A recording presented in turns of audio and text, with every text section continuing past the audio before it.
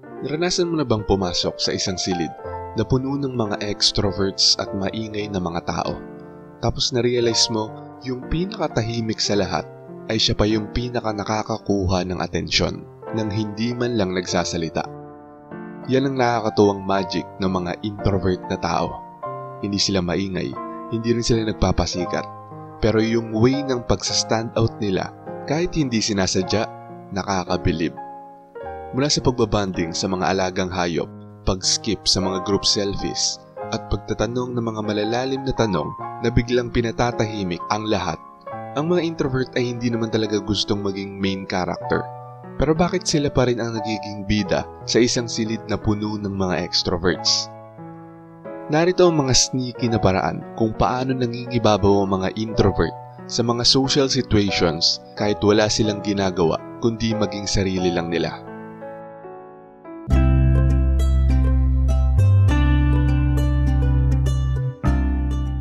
Number 1. Di nagsalita ng halos isang oras ang isang introvert, tapos biglang magbibitaw ng isang linya na magpapatahimik sa lahat. Hindi pumapasok sa isang kwarto ang mga introvert para agawan ng spotlight ang iba. Sa totoo lang, mas komportable pa nga silang umupo sa isang sulok, tahimik, may hawak na inumin, nakikinig lang habang pinagmamasdan ang bawat paligid. Habang ang mga extrovert ay palipat-lipat ng kwento na parang hyper na ping-pong balls, ang mga introvert ay nakasteady lang, tahimik pero gising na gising ang isip. Hindi nila ini-ignore ang paligid. Pinapakinggan nila ang bawat tono, ina-analyze ang mga kilos ng katawan, at ina-absorb ang emosyon sa paligid. At sa hindi inaasahan ng lahat, bigla silang magsasalita. Isang linya lang. Pero yung isang linyang yon ay parang blade na humiwa sa ingay. Tumpak, insightful, minsan nakakatawa pa sa sobrang sakto. Biglang tatahimik ang lahat, mapapatingin, may mga tatawa, may mga magsasabing, grabe ang galing nun. Pero yung katahimikan pagkatapos nun, hindi awkward, kundi respeto. Yun yung tunog ng mga taong na-realize na yung pinakatahimik sa grupo ay siya pala ang may pinakamatinding bitaw ng gabing yon nang walang ka-effort. Hindi sumasabat ang mga introvert para magpapansin. Naghihintay sila ng tamang timing. At kapag nagsalita, parang word assassin kung umatake. Tahimik sila, oo. Pero yung katahimikan nila, yun mismo ang dahilan kung bakit gusto silang pakinggan ng lahat. Number 2, nahanap ng introvert yung aso o pusa, tapos bigla siyang naging pinakapopular sa buong silid. Habang abala ang mga extrovert sa pagdi-network at pagsingit sa bawat usapan, ang mga introvert naman ay tahimik na hinahanap ang pinakatotoong nilalang sa buong kwarto, ang alagang hayop.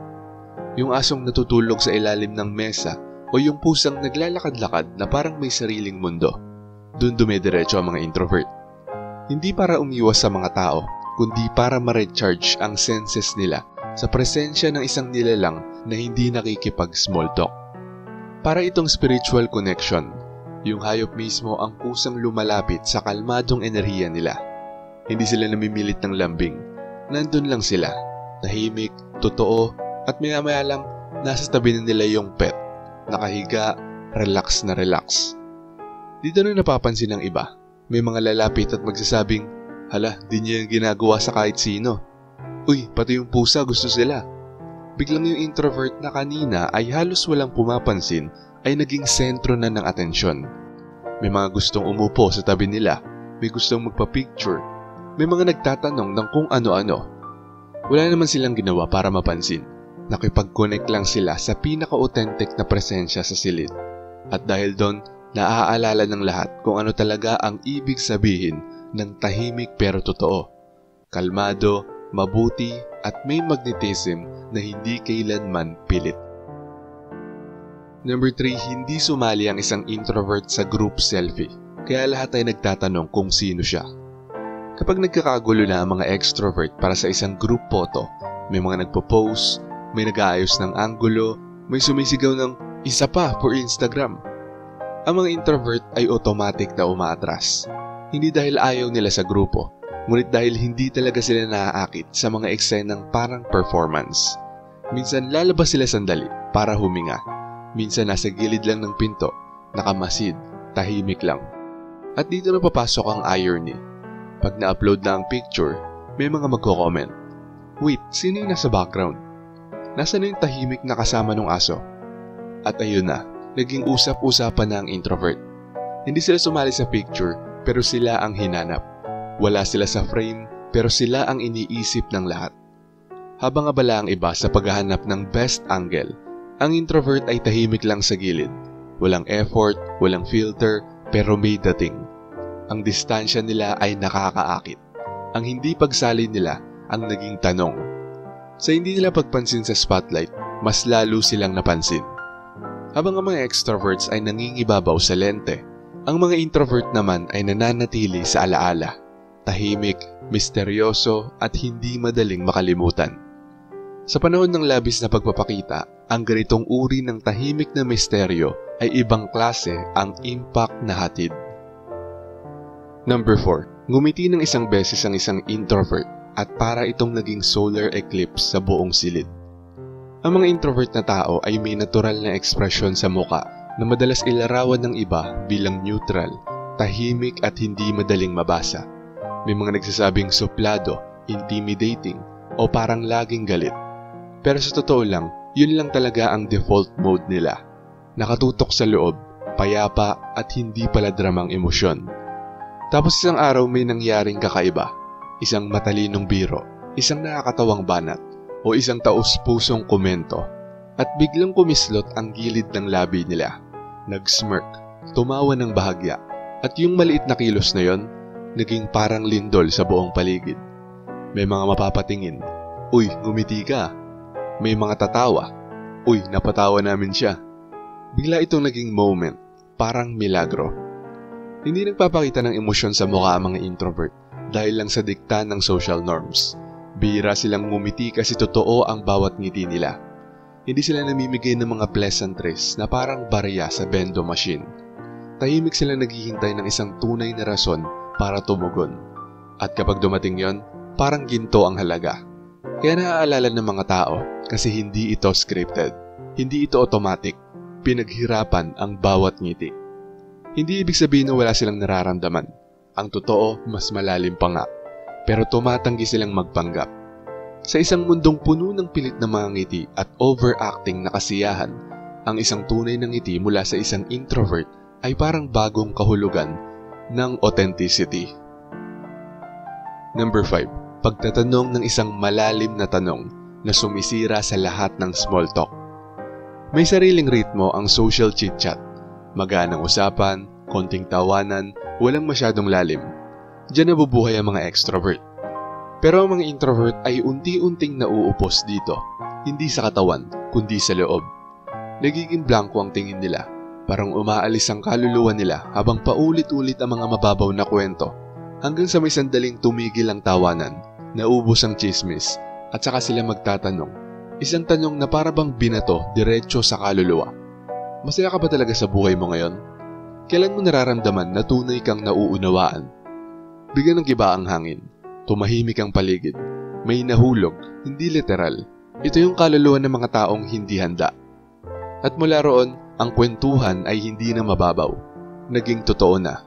May mga nagpanik, pero may ilan na dahan-dahang lumapit, parang naakit ng lalim.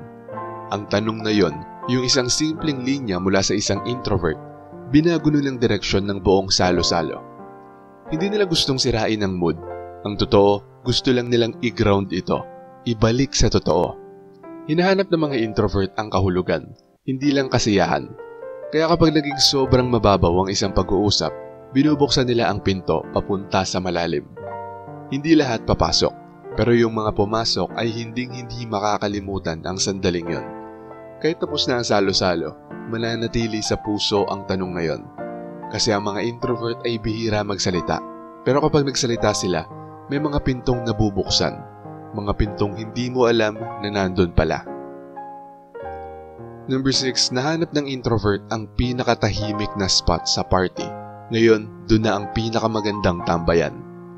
Ang mga introvert ay parang may sixth sense pagdating sa katahimikan. Sa tuwing pumapasok sila sa isang mataong event, hindi sila tumutuon sa kung nasaan ang pinakamalakas na mga tawanan o ang sentro ng kasiyahan. Iniiskan nila ang paligid. Hinahanap ang sulok, hagdanan, terrace o hallway na may dim light at mas kaunting boses na umaalingaw-ngaw. Doon sila pumipwesto. Tahimik, kalmado, minsan mag-isa lang. Pero dito nagiging interesting ang lahat.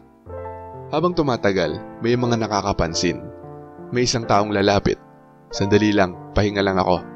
May isa pang susunod, may dalang inumin. Hanggang sa bago mo pa mapansin, ang tahimik na spot na yon na dati ay iniiwasan ay siya ng bagong tambayan.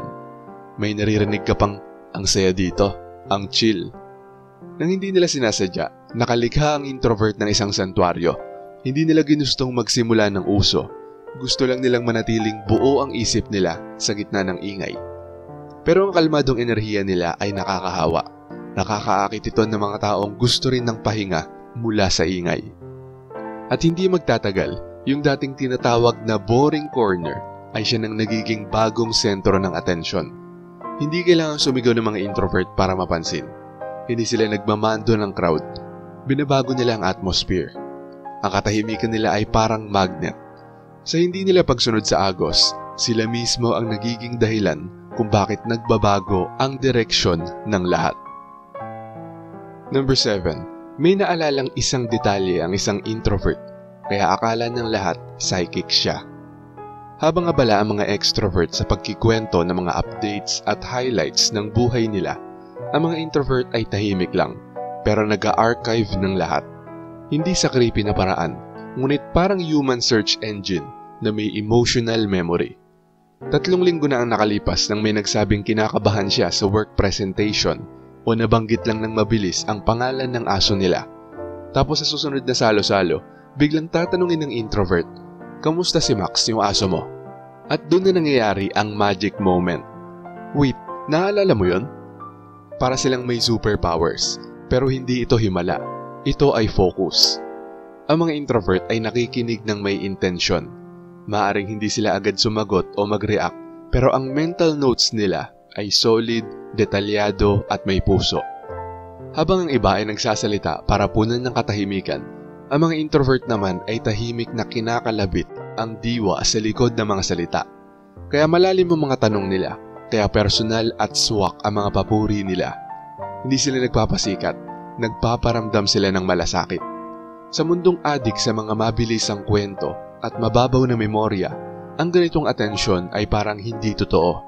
Pero kapag naranasan mo, marirealize mong ang mga introvert kahit tahimik ay hindi kailanman nawawala. Sila ang mga tahimik na saksi sa mga bagay na talagang mahalaga. Number 8, umiiwas sa mga introvert sa center, pero sila pa rin ang napapansin ng lahat. Ang mga introvert ay aktibong umiiwas sa spotlight. Pinipili nila ang sulok ng kwarto, hindi ang entablado. Hinahanap nila ang lugar na hindi masyadong dinadaanan, umaasang hindi sila mapapansin. Pero kadalasan, sila pa rin ang napapansin. Siguro dahil sa katahimikan nila, o baka dahil sa kumpiyansa nilang hindi kailangang magpakitang gilas, o baka dahil sila lang ang hindi nagpe-perform. Ano man ang dahilan, ang tahimik na nakatayo sa tabi ng snack table ay biglang nagiging sentro ng atensyon. May lalapit na hindi mapakali. May mga bubulong. Sino yun? Nang hindi man lang nagsalita, naging misteryosong magnet na ang introvert. Walang pasikat na damit, walang sobrang tawa, walang look at me, energy. Presence lang. At sa mundong puro paandaran at sigawan para lang mapansin, ang ganitong katahimikan ay parang sagrado. Tahimik ang dating nila pero may gravity. Para silang planetang hindi gumagalaw pero pinapaikutan ng mga buwan. At ito ang nakakatuwang irony. Yung pinakaayaw mapansin, siya ngayon ang hindi makalimutan. Hindi iniiwasan ng mga introvert ang mga koneksyon. Hindi lang nila hinihingi ito. At sa hindi nila paghahabol, nagkakaroon sila ng misteryong hindi kayang gawin ng kahit anong ingay. Number 9, hindi masyadong nagsalita ang isang introvert, pero kinikwento pa rin ng iba ang mga sinabi niya. Sa buong event, maaaring ilang sentences lang ang binitawan ng isang introvert. Tahimik lang sila, nakikinig, nag-o-observe, naghihintay ng tamang sandali.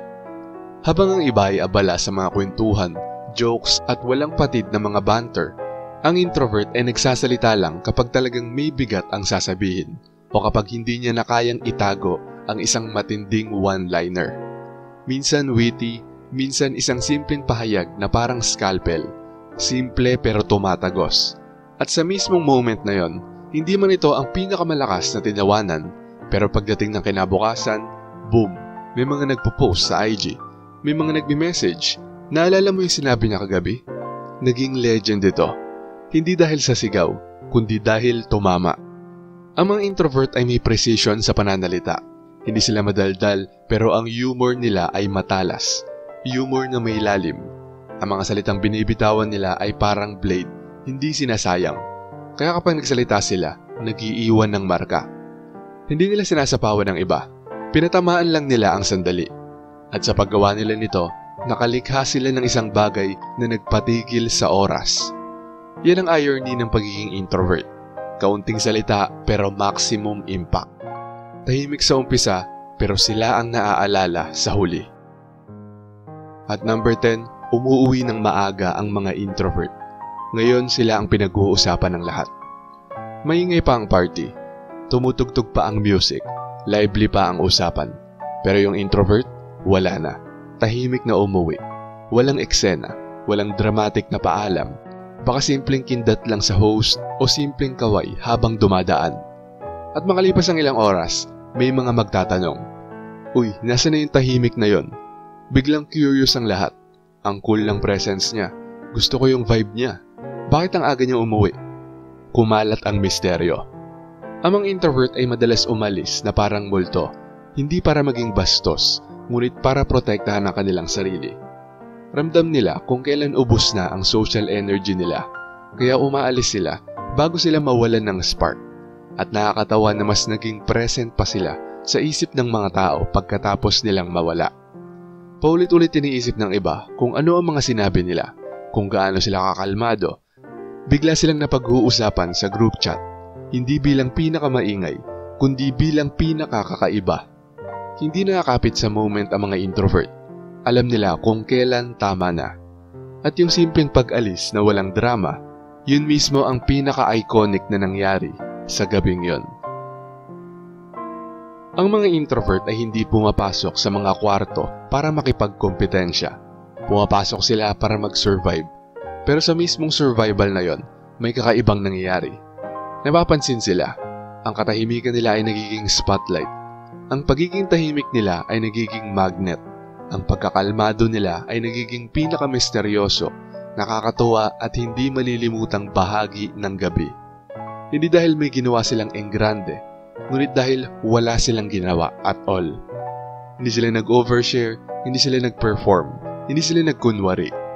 At sa mundong parang laging may contest ng kasikatan at ingay, yung simpleng pagpili ng mga introvert na huwag makisali ay nagiging iconic. Minsan yung isang linyang binitawan nila ang hindi malimutan. Minsan yung biglang koneksyon nila sa alagang aso. Minsan yung tahimik nilang pag-alis na naging dahilan ng tsismisan buong gabi. Pero lagi silang may iniiwang marka. Hindi malakas, hindi maingay, ngunit ito ay sneaky, misteryoso, at sobrang tumatatak. Shoutout sa mga nanood at nag-comment sa bagong upload na to. Shoutout kay Sabotahe Rap Vlog.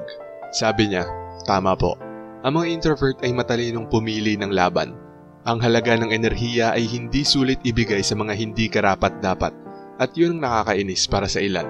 Sapagkat alam na natin ang laro bago pa sila atsyoyin nito. Subalit yung pagkainis na hindi maiwasan ay siyang nagtutulak upang subukan nilang basagin ang ating emosyon. Subalit sila mismo ang nasusunog sa sarili nilang manipulatibong pagpapasiklab. Sabi naman ni Toy Combs, maraming salamat sa bagong episode mo, Sir AP. Tugma sa karakter ko lahat ng sinabi mo. More power sa channel mo. Kindly pa-shoutout na rin po. God bless you. At tayo naman kay Arky Vlogs, suplado lalo na sa mga hindi namin ka-close talaga.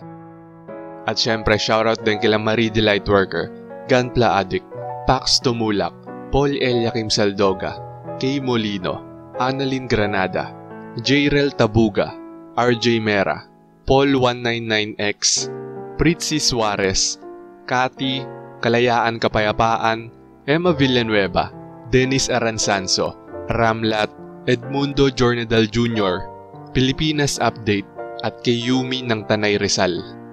Maraming salamat po sa panonood. Kung gusto nyo ding ma-shoutout, mabati o mabasa ang comment nyo, mag-comment lang sa latest video dito sa channel na to at pipili kami doon ng mga i-shoutout at babasahin para sa susunod na upload. Kung nagustuhan mo ang video na to, huwag kalimutang mag-like, i-share to sa iba at mag-subscribe na kung hindi ka pa nakaka-subscribe. Maraming salamat at see you next time. Alam mo ba na mukhang suplado ang mga introvert dahil nag-iingat lang sila? Panoorin mo sa video na to.